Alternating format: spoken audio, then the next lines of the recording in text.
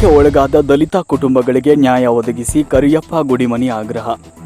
ಅನ್ಯಾಯಕ್ಕೆ ಒಳಗಾದ ದಲಿತ ಕುಟುಂಬಗಳಿಗೆ ನ್ಯಾಯ ಒದಗಿಸುವವರೆಗೂ ನಮ್ಮ ಹೋರಾಟ ನಿರಂತರವಾಗಿರುತ್ತದೆ ಅಂತ ಕೊಪ್ಪಳ ಜಿಲ್ಲಾ ದಲಿತ ಮುಖಂಡ ಕರಿಯಪ್ಪ ಗುಡಿಮನಿಯವರು ಎಚ್ಚರಿಸಿದರು. ಅವರು ಕೊಪ್ಪಳ ಜಿಲ್ಲಾಧಿಕಾರಿಗಳ ಕಚೇರಿಯಿಂದ ಸೆಪ್ಟೆಂಬರ್ 17ರಿಂದ ಸಂಗನಾಳ ಚಲೋ ಜಾಥಾ ಹಾಗೂ ಸೆಪ್ಟೆಂಬರ್ 18ರಂದು ಸಂಗನಾಳದಲ್ಲಿ ನಡೆಯುವ ಸೌಹಾರ್ದ ಸಮಾವೇಶದ ಕುರಿತು ಮಾತನಾಡಿದರು.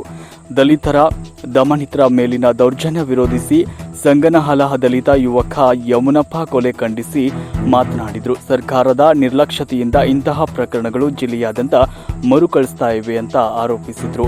ಕೊಪ್ಪಳದಲ್ಲಿ ಪಾಳೆಗಾರಿಕೆಯಿಂದ ಇಂತಹ ಪ್ರಕರಣಗಳು ಹೆಚ್ಚುತ್ತಾ ಇದ್ದು, ಇದಕ್ಕೆ ಜಿಲ್ಲಾ ಸಚಿವರು ಹಾಗೂ ಶಾಸಕರುಗಳೇ ನೇರ ಹೊಣೆಗಾರರಾಗಿರ್ತಾರೆ. ಜನಪ್ರತಿನಿಧಿಗಳ ಇಚ್ಛಾಶಕ್ತಿ ಕೊರತೆಯಿಂದ ದಲಿತರ ಮೇಲೆ ಶೋಷಣೆ, ಹಲ್ಲೆಗಳಂತಹ ಪ್ರಕರಣಗಳು ನಡೀತಾ ಇವೆ ಅಂತ ಹೇಳಿದರು. ಇನ್ನು ಮಜ್ಲಾಪುರದಲ್ಲಿ ಹತ್ಯೆಯಾದ ಯುವತಿ ಮರಿಯಮ್ಮ ಹಾಗೂ ಸಂಗನಹಾಳದಲ್ಲಿ ಹತ್ಯೆಯಾದ ಯಮುನಪ್ಪ ಇವೆರಡು ಪ್ರಕರಣಗಳನ್ನು ವಿಶೇಷ ಪ್ರಕರಣಗಳು ಅಂತ ಪರಿಗಣಿಸಿ ಎರಡೂ ಕುಟುಂಬಗಳಿಗೆ ಆರ್ಥಿಕ ಭದ್ರತೆ, ಸರ್ಕಾರಿ ಉದ್ಯೋಗ ನೀಡಬೇಕು, ಇಲ್ಲವಾದಲ್ಲಿ ರಾಜ್ಯದಾದ್ಯಂತ ಪ್ರತಿಭಟನೆ ಹಮ್ಮಿಕೊಳ್ಳಲಾಗುವುದು ಅಂತ ಈ ಸಂದರ್ಭದಲ್ಲಿ ಎಚ್ಚರಿಕೆ ನೀಡಿದರು. ನಂತರದಲ್ಲಿ ದಲಿತ ಮುಖಂಡರು, ಮಹಿಳೆಯರು ಮಾತನಾಡಿ, ಮಹಿಳೆಯರಿಗೆ ಭದ್ರತೆ ಒದಗಿಸಿ ದಲಿತ ಜನಾಂಗದ ಮೇಲೆ ನಿರಂತರ ಶೋಷಣೆಗಳಿಗೆ ಕಡಿವಾಣ ಹಾಕಲು ಜನಪ್ರತಿನಿಧಿಗಳು ಮುಂದಾಗಬೇಕು. ಒಂದು ವೇಳೆ ಸ್ಪಂದನೆ ನೀಡದೇ ಇದ್ದಲ್ಲಿ ಮಳೆ, ಬಿಸಿಲು, ಗಾಳಿಗೆ ಅಂಜದೆ ಹೋರಾಟವನ್ನ ಮಾಡಬೇಕಾಗುತ್ತದೆ ಅಂತ ಎಚ್ಚರಿಕೆ ನೀಡಿದರು. ವರದಿ ಪಂಚಯ್ಯ ಹಿರೇಮಠ.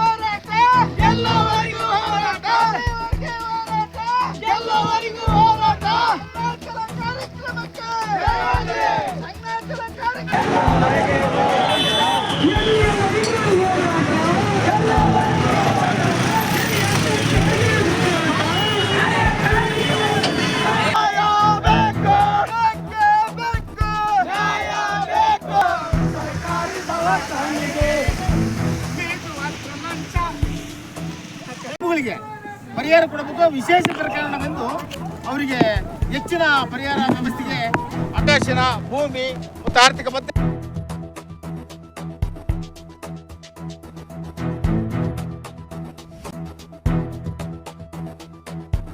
ಅವರು ಸಚಿವರು ಕೂಡ ಈ ಬಗ್ಗೆ ಅಸ್ಪೃಶ್ಯದ ವಿರುದ್ಧ ಅವರು ಕೂಡ ಧ್ವನಿ ಎತ್ತಬೇಕು, ಅವರು ಕೂಡ ಮಾತಾಡಬೇಕು.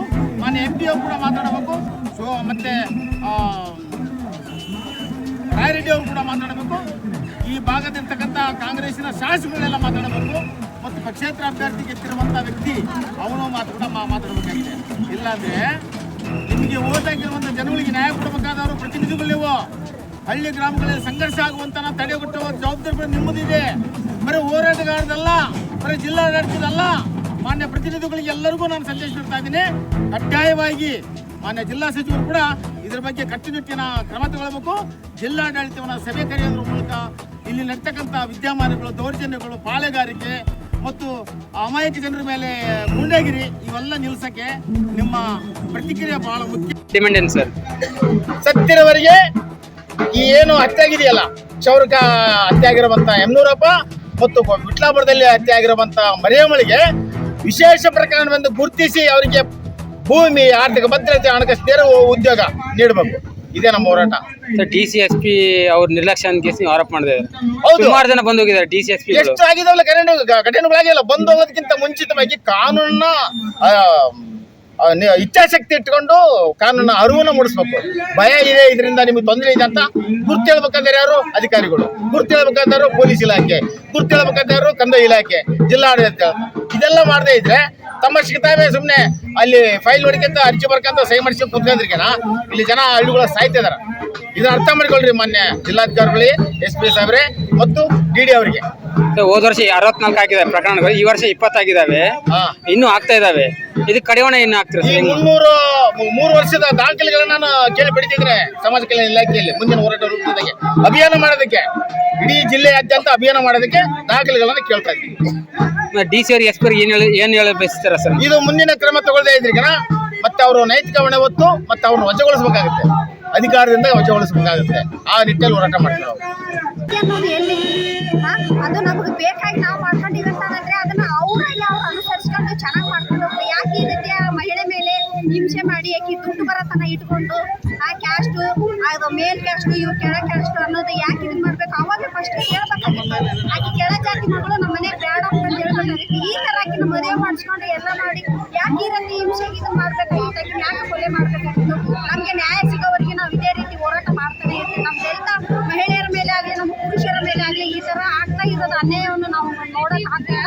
ನಾವು ಇವಾಗಲೇ ಹೋರಾಟ ಮಾಡ್ತೀವಿ, ಮಳೆ ಬಂದು ಹೋರಾಟ ಮಾಡ್ತೀವಿ, ಬಿಸಿಲಿದ್ದು ಹೋರಾಟ ಮಾಡ್ತೀವಿ. ನಮ್ಮ ಹೋರಾಟವನ್ನು ನಿಲ್ಲಿಸಲ್ಲ. ನಮಗೆ ಯಾವ ರೀತಿ ಹಿಂಸೆಗಳು ಏನು ಆಗಲಾರ್ದಂಗೆ ನೋಡ್ಕೋಬೇಕು ಸರ್ಕಾರ ಅಂತಂದೇಳಿ ನಾವು ಸರ್ಕಾರಕ್ಕೆ ಮನವಿ ಮಾಡ್ತೀವಿ. ಹಿಂದೆ ಮನವಿ ಮಾಡಿದ್ರ ಮೇಡಮ್ ನೀವು? ಹಿಂದೆ ಮನವಿ ಮಾಡಿದ್ವಿ, ಆದರೆ ಅವ್ರು ಅದ್ರ ಬಗ್ಗೆ ಏನು ಕೈಗೊಂಡಿಲ್ಲ. ಆದರೆ ಈ ಸರಿ ಮಾತ್ರ ನಾವು ಬಿಡಲ್ಲ. ನಮಗೆ ಏನಾದರೂ ನಮಗೆ ಸಪೋರ್ಟ್ ಬೇಕು. ನಮಗೆ ಮಹಿಳೆಯರಿಗೆ ಬೇಕು, ನಮ್ಮ ದಲಿತ ಮಹಿಳೆಯರಿಗೆ ಬೇಕು ಮತ್ತು ಪುರುಷರಿಗೂ ಬೇಕು. ನಮಗೆ ಎಲ್ಲ ರೀತಿಯಿಂದ ಸಪೋರ್ಟ್ಗಳು ಸಿಗಬೇಕು ಅವರಿಂದ. ನಮಗೆ ಇದೇ ರೀತಿ ಆಯ್ತಂದ್ರೆ ನಾವು ಇನ್ನಾದರೂ ಹಿಂಸೆಗೆ ಒಳಗಾಗ್ತೀವಿ. ನೊಂದಂಥ ವ್ಯಕ್ತಿಗಳಿಗೆ ಇದು ಕೊಡ್ತಾನೆ ಅಂದರೆ ಅವ್ರ ಗಮನಕ್ಕೆ ಐತೆ, ಎಲ್ಲ ಇದೈತಿ. ಸ್ವತಃ ಜಿಲ್ಲಾ ಉಸ್ತುವಾರಿ ಇದ್ರೊಳಗನೆ ಮರಿಯಮ್ಮಳ ಕೊಲೆ ಆಗ್ತದೆ. ಮತ್ತು ಇದು ಸರ್ಕಾರಕ್ಕೆ ಇದು ಇದೆ, ಸರ್ಕಾರ ತಪ್ಪಚರ್ಮತ್ತಿದೆ. ಇದನ್ನು ಸರಿಯಾಗಿ ಇದನ್ನು ಮಾಡಬೇಕು ಸರ್ಕಾರ.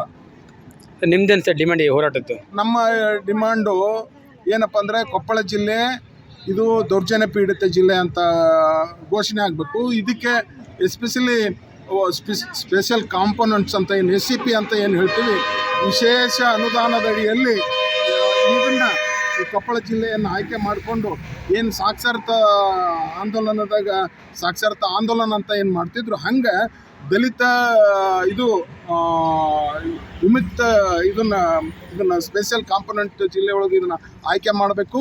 ಒಟ್ಟಾರೆ ಎಲ್ಲ ಇವು ಸ್ಪೆಷಲ್ ಯೋಜನೆಗಳನ್ನು ಈ ಕೊಪ್ಪಳ ಜಿಲ್ಲೆಗೆ ಘೋಷಣೆ ಮಾಡಿ ದಲಿತರನ್ನ ಮತ್ತು ಹಿಂದುಳಿದ ವರ್ಗದವ್ರನ್ನ ಯಾರ್ಯಾರು ಆರ್ಥಿಕವಾಗಿ ಇದಾಗಿದ್ದಾರೆ ಮತ್ತು ಹಿಂದುಳಿದರೆ ಅವ್ರನ್ನೆಲ್ಲರನ್ನೂ ಮುನ್ನೆಲೆಗೆ ತರುವಂಥ ಕಾರ್ಯಕ್ರಮಗಳು ಇದಾಗಬೇಕಂತ. ಸೊ ಕೊಪ್ಪಳ ಜಿಲ್ಲೆಯಲ್ಲಿ ಆಗ್ತಾ ಇದೆ ಇಂಥ ಪ್ರಕರಣಗಳು ಯಾಕೆ ಅಂದರೆ ಅದೇ ಹೇಳಿದ್ನಲ್ಲ, ಇಲ್ಲಿ ಒಂದು ಇದು ವ್ಯವಸ್ಥೆನೇ ಸೃಷ್ಟಿಯಾಗಿದೆ, ಅನಕ್ಷರತೆ ಇದೆ ಮತ್ತು ಕಾಟಾಚಾರಕ್ಕೆ ಇವರು ಆಡಳಿತ ಇದನ್ನು ನಡೆಸ್ತಾ ಇದ್ದಾರೆ.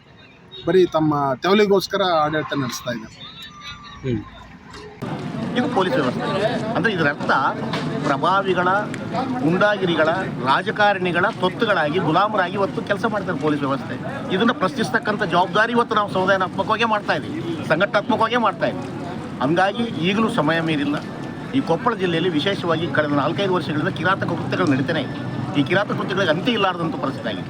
ಹಂಗಾಗಿ ಹೋರಾಟಗಾರರು ಬೀದಿಗಿಳಿದು ಜನರನ್ನು ಸಂಘಟಿಸಿ ಈ ನ್ಯಾಯವನ್ನು ಕೇಳ್ತಕ್ಕಂಥ ಒಂದು ಪರಿಸ್ಥಿತಿಗೆ ಮುನ್ನವೇ ಪೊಲೀಸ್ ಆಡಳಿತ, ಜಿಲ್ಲಾಡಳಿತ ಎಚ್ಚರಿಸಬೇಕಾಗಿದೆ. ಅದು ಒಂದು ಸಾಂಕೇತಿಕವಾಗಿ ಇವತ್ತು ನಾವು ಹೋಗ್ತಾ ಇದ್ದೀವಿ. ಖಂಡಿತ ಪೊಲೀಸ್ ಅಧಿಕಾರಿಗಳು ಯಾವುದೇ ರೀತಿಯಲ್ಲಿ ಕೇವಲ FIR ಹಾಕದಷ್ಟೇ ತಮ್ಮ ಕೆಲಸ ಅಂತ ಭಾವಿಸಬಾರ್ದು ಅನ್ನೋ ಕಟ್ಟೆಚ್ಚರವನ್ನು ಈ ಸಂಘನಾಳ ಜಾಥಾ ಇವತ್ತು ಘೋಷಿಸಿದೆ. ಆ ಘೋಷಣೆಯನ್ನು ಪೊಲೀಸರು ಸಮರ್ಥವಾಗಿ ಸ್ವೀಕರಿಸಬೇಕು. ಇದು ಸಾಂಕೇತಿಕವಾಗಿರ್ತಕ್ಕಂಥ ಘೋಷಣೆ ಆಗಿರ್ಬೋದು, ಸಾಂಕೇತಿಕವಾಗಿರ್ತಕ್ಕಂಥ ಡಿಕ್ಲರೇಷನ್ ಆಗಿರ್ಬೋದು, ಬಟ್ ಆದರೆ ಸಂವಿಧಾನವನ್ನು ಗೌರವಿಸ್ತಕ್ಕಂಥ ಜಾತ ಇದೆ. ನಮ್ಮ ಅಕ್ಕ ತಂಗಿಯರಿಗೆ ಆಗಿರ್ತಕ್ಕಂಥ ಮಾನ ಪ್ರಾಣವನ್ನು ರಕ್ಷಿಸ್ತಕ್ಕಂಥ ಒಂದು ಬಹುದೊಡ್ಡ ಜಾತ ಇದೆ, ಐತಿಹಾಸಿಕ ಜಾತ.